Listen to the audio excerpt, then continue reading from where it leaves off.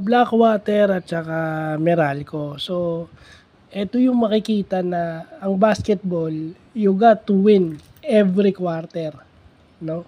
Wala ka dapat masamang quarter. Or kung may masama ka mang quarter, kailangan bumawi ka sa susunod na quarter. Kasi may cases na kahit may masama kang quarter as a team, masama yung laro nyo sa isang quarter, compounded agad, nadadala nyo sa susunod na quarter hanggang matapos yung laro. Yun yung nangyari sa Blackwater, no? Kasi nanalo sila last game at saka hindi gumamit agad ng nag-adjust agad ito si Jeffrey Carriazo dahil sinabayan niya yung size ng Meralco. We should know the fact that Meralco is hungry dahil dalawang laro na silang natatalo. So, dapat in-expect na yung aggressiveness ng Meralco from the start kasi dalawang beses na silang natatalo. No?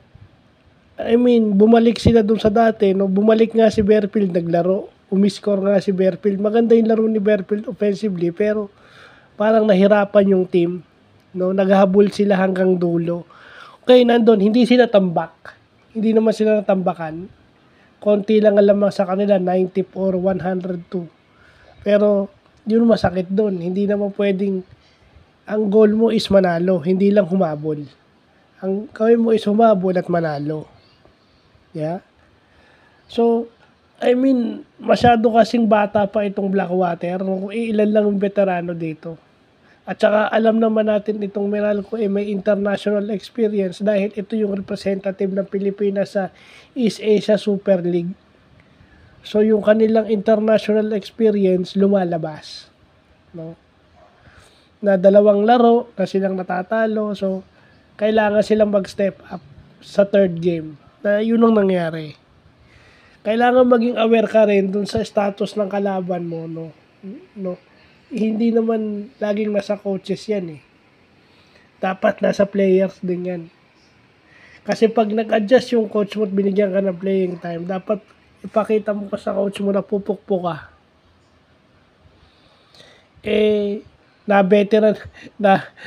Nadali sila ng veteran experience nitong Meralco, no? May mga mismatch advantage kasi, no? Tsaka itong si Aaron Black, gumanda ang laro. Maganda ang laro ni Aaron Black, ni Chris Newsome, yung iba, si Bates, maganda ang laro. Yung pa, walang athletic big ang Blackwater. So nadali sila ni Bates, no? Yung athleticism ni Bates at saka yung activity ni Bates na nagkaroon ng advantage yung Meralco doon sa simula pa lang. Kasi nagkaroon ng 7-0 start May advantage na sila kay Brandon Bates pa lang. So, yun lang pa.